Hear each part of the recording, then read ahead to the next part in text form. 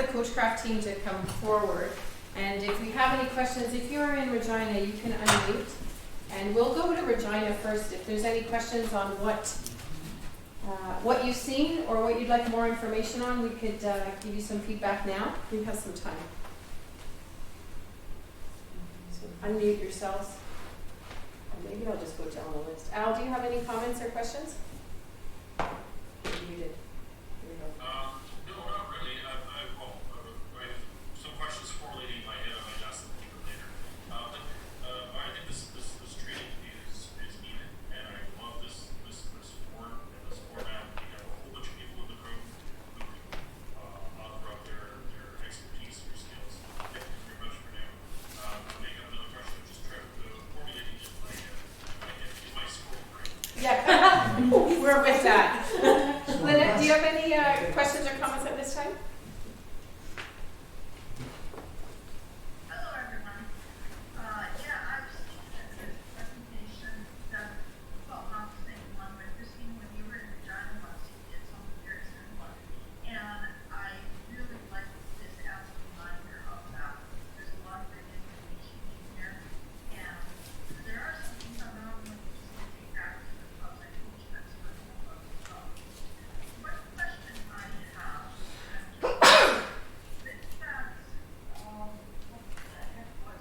troubleshooting guide.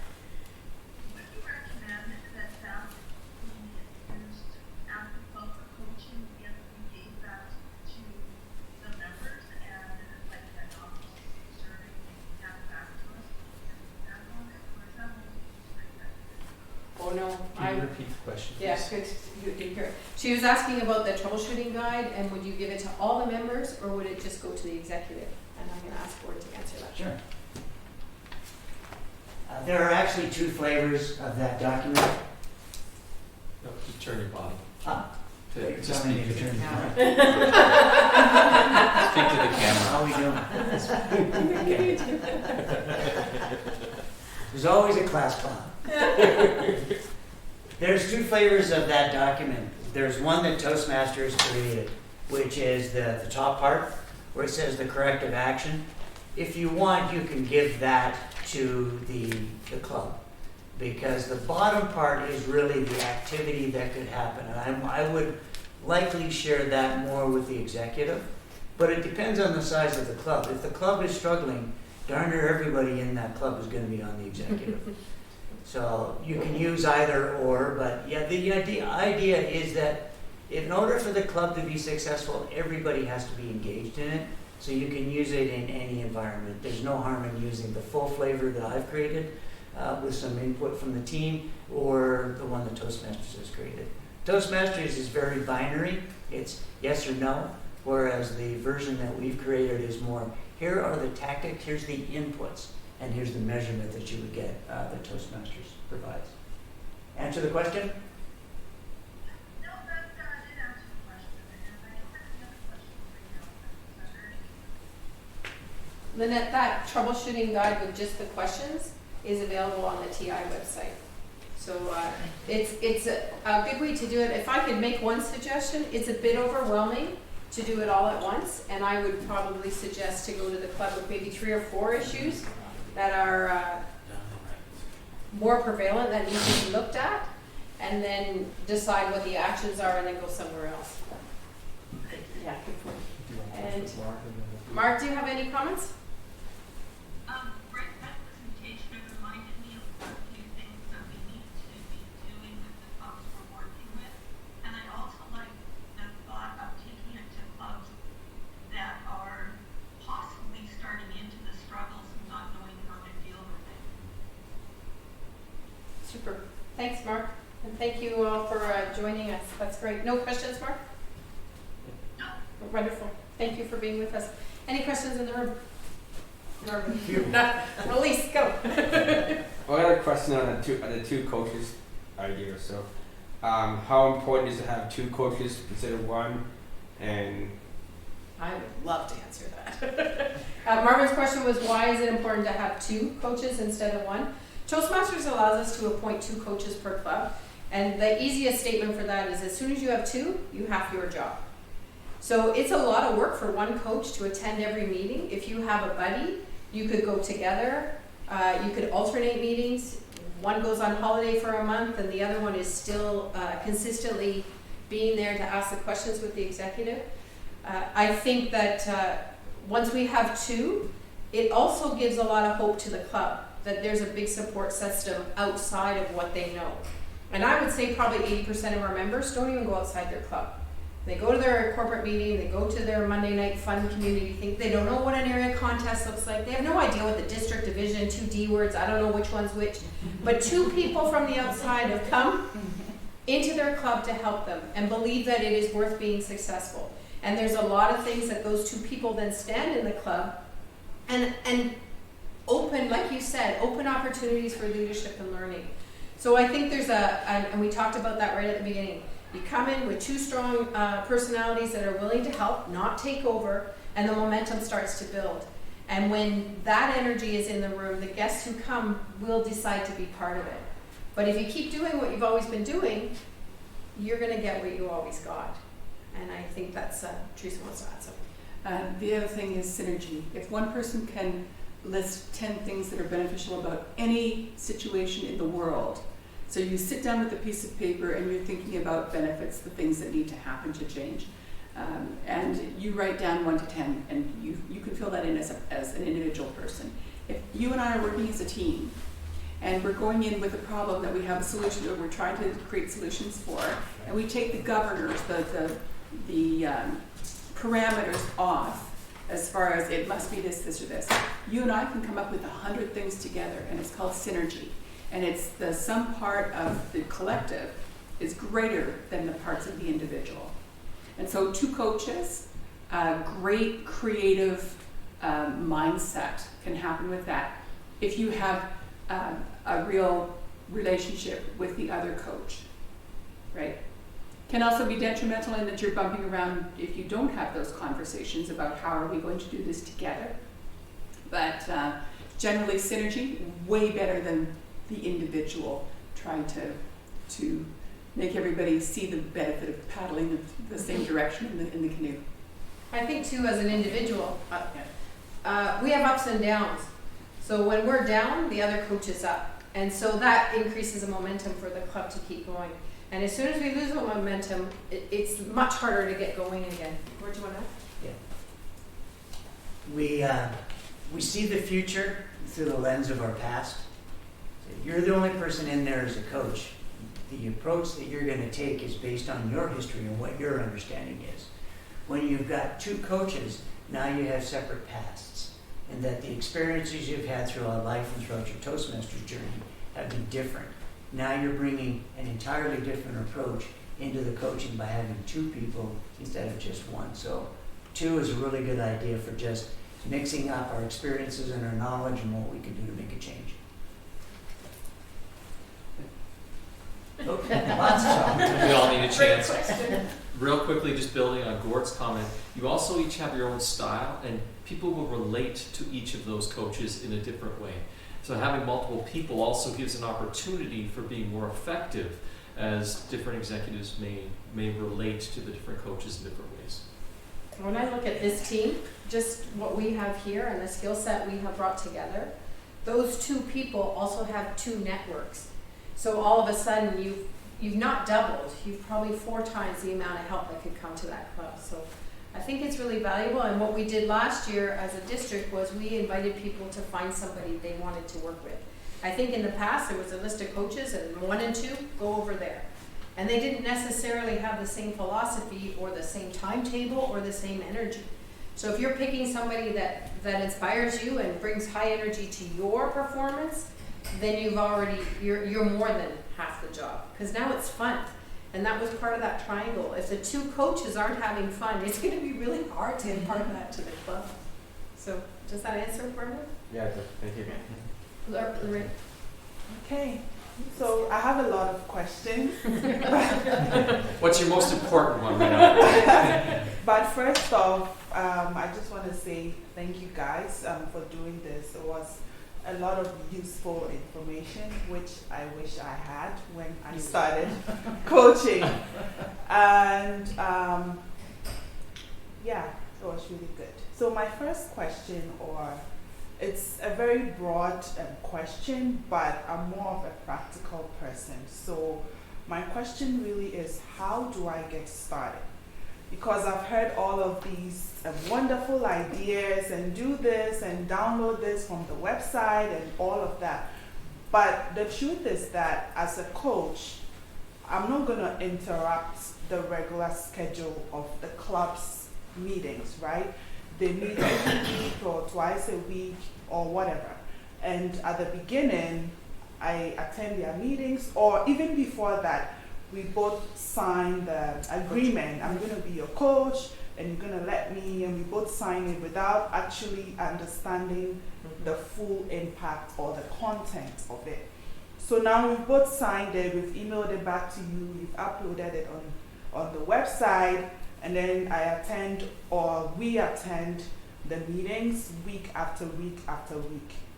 How do we transition from just attending the meetings and observing to actually being a coach without imposing on them, or without taking over, or just carrying all the load? So if there's anyone here that has any experience, or I'm sure there's been a lot of successful coaches here, but really, I really want to know, how do I get started? Perfect.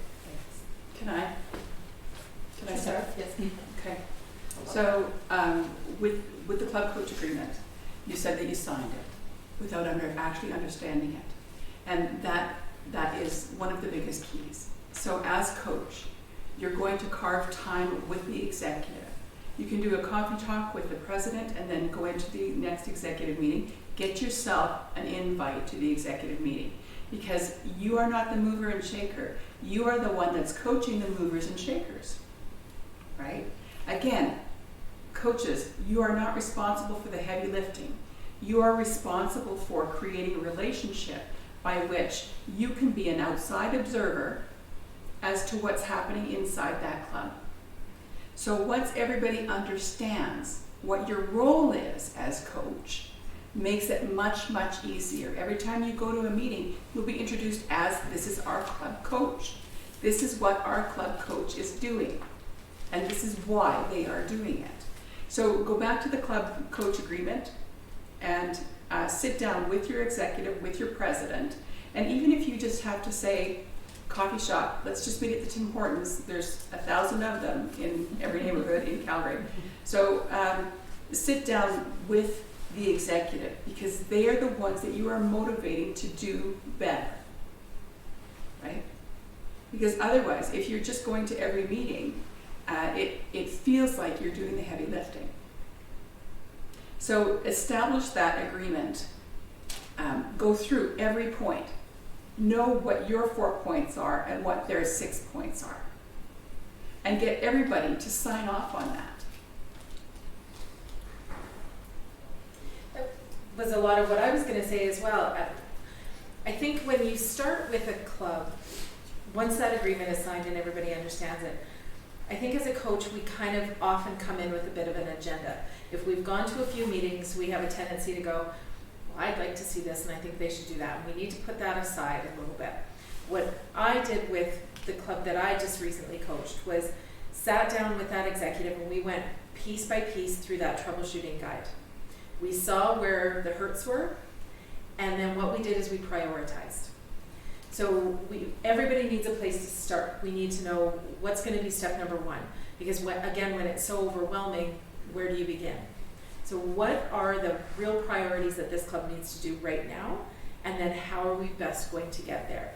And what they did was they prioritized based on everything that we discussed with the troubleshooting guide, what the real priorities were. I continued to come to the meetings. I was introduced as the club coach. I sat back and I just massaged them into doing what they needed to do. But I think the biggest part was prioritizing what the needs are and how to start with those needs. And then when you have a step 1, let's work on that. Just like Randy said, don't make it too overwhelming. Do one thing at a time, maybe 2, and come up with that. And then what you say to that club is, or what you say to the executive of that club is, this is what I am observing, right? Because you're standing apart. You're not playing in the mud. You're standing apart from the mud. You cannot lift a person out of a hole by stepping into the hole. So stand on the top, and that's part of what you were talking about, Marvin, was why can't I join the club? You can't be an impartial observer if you are part of the problem, right? So, so you help them up by reaching in and pulling out. So once you've got all of those, you've got everybody on the same page, way easier to say, this is what I observed at the meeting. Is that the direction that you wanted it to go? And if not, then what steps are you as an executive, again, you're not doing the heavy lifting, what steps are you going to take to be able to turn that one thing around that I observed? Now, you're not going to pepper them with 10 things that you observed that they're not doing right. You're going to start with the most important things, right? But there should be like a 5-minute debrief with coach and president, or coach and executive member, at the end of every meeting that you attend, right? And it comes from questions. This is what I observed. Can you help me out with that? Is that where you want to go, right? Make them aware of what it is that they're doing again and again and again that's not working. Right? And if you're wondering what you do, your number one activity as a coach is asking questions. What I heard a little bit in your question was, how do I go in and not step on toes, ruffle feathers, create friction, etc.? Is that fair? Mm-hmm. The great way to do that is to ask questions, and to ask questions in a very, with a lot of expectation. You know, I'm in meetings and people will ask, hey, would anyone like to do a table topic? Well, that doesn't set you up for success. You need to come with an expectation that someone is going to do a table topic and say, who would like to do the next table topic? Similar to having an executive meeting. It's not, hey, would we like to have an executive meeting? No, it's, hey, when is the next executive meeting for your club? This couches it in a question. And questions are very, instead of you saying you need to have an executive meeting, which is more accusatory and people will get defensive, you're simply asking a question.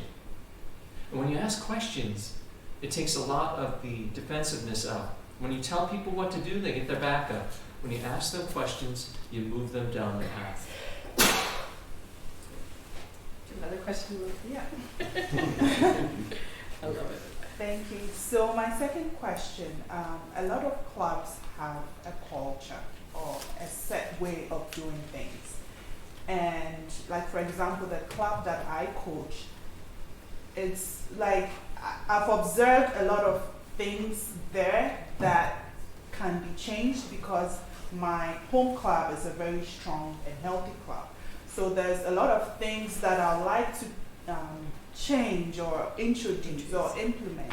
So how do you gradually change the culture of the club? Because I'm observing a lot of bad habits. Like, for example, before I got there, most of, like, 95% of the meetings are just table topics. Mm-hmm. They're not in a habit of having speeches.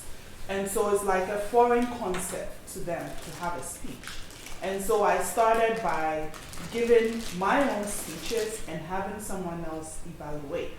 But now it seems like if I don't give a speech, then there's no speeches. So how do you gradually change the culture? Like, they've known that for so long that it's their way of life, right? I have an immediate comment on that. Why did they join Toastmasters in the first place? If what they want to do is table topics, I say it like this, table topics and go to the pub, then that's not Toastmasters. Toastmasters is people moving through the program with speeches and evaluations and table topics and leadership. So one of the questions you might want to ask as a coach is, why are you here and what are your goals? well, I want to get a better job, I want to be a leader, I want to know how to do a speech. We have an opportunity for you to do that, but you're not taking that. How about in the next meeting, we have 3 people do your icebreaker? And if it's not even that much, 3 people introduce their icebreaker, they just do their first paragraph, and you just break it up step by step, right back to it. But somewhere in that group, there's got to be 3 or 4 role models that go, I want to take pathways. And we know, we look at somebody who starts a CC and what they look like at the end is incredible for improvement. So we need a couple of people from the inside, because you're still from the outside. It's not your job to change their culture. It's your job to challenge their culture. If this has a propensity, if this has a history of not working, like table topics, people move on after a year because they've had enough of table topics. So the challenge is asking those deep questions about where do you see this club in 5 years, right? If you see a speaking club in 5 years, great. And then make the observations about what you're seeing. But if you're not a member of the club, it's not your club culture, it's their club culture. It's for you to challenge where you see the holes might be, right? Mind the gap. Yeah, Christine, right? But we have to wrap up in 2 minutes. And when it comes to giving speeches, we talk about that as a core activity, and it absolutely is. What people don't realize, just like how it's not about getting members, it's about getting guests. Well, guess what? It's not about giving speeches. There's only one activity you need to do to have people give speeches. That's it. You need them to schedule a date. That's it. If you can encourage them or ask them questions of, oh, what's the schedule for speakers for the next 3, 4, 5 meetings? Or how are we going to get members signed up for the next 3, 4, 5 meetings? Have them think more than 1 meeting ahead. That will help in the first place. If you can get them thinking more than 1 meeting ahead, and then have them commit to the date. Once someone has a date, you will figure the rest out because you're committed. And then fear sets in. You will be motivated. I would also be cautious with the term bad, right? Because bad is a decision, the word bad is a decision that you've made about this club, not the club themselves. So you have to be a little cautious how you approach it. The way they've chosen to implement Toastmasters in this club is different than your experience. And you might have an alternative that might make it better. But just be cautious with the good, bad, and indifferent, because this is what they know. Right? Arvin? Yeah, that's what. Yeah, I agree with Gord there, because in that performance loading enjoyment, what I heard from you is they are doing enjoyment, but they're not doing much learning or performance. So you gotta guide them into those other 2 areas, because if one person is only enjoying the club, that person will eventually leave. If one person is only learning that club, that person will eventually leave. If one person is only performing in the clubs, that person will also eventually leave. So every member has to be involved in all 3 areas. Like Gord said, down to the middle, because if they're not involved in one of those 3 areas, they'll eventually leave. And I've seen that happen many times. Yeah. Great. Thank I you. have a real quick question. Real quick. Yep. We have to be on Last the by question. noon. Okay, so I have clubs that are doing online, and how is there a place where I can go for resources for how to promote online training? What do you mean online? Because They meet virtually? virtually as well as in person, yes. So you mean executive training? No, that the club itself, like the other day, No, what are you looking for? So I think some sort of resources or somebody to contact to help promote that. to clarify, Susan, do you mean clubs that Skype in, or they use software to bring in members? So you have physically members in the room, but you also have members coming in that are webcasts somehow. And how to get them onto those webcasts, what's the best promotion for that, and when they're there, how to bring them in as a guest member. I was sensing an HPL tone to you. There are some online clubs and there are Yes. some that do both, so we can talk afterwards Okay, more about okay. that. That'd be great. We've got to wrap really quickly to be out of the show. Thank you for joining us today. Thanks to the Coachcraft Team, amazing squirrels. We will have some of this stuff available on video so that you can relook at it. And thanks for coming. Thank you for joining us.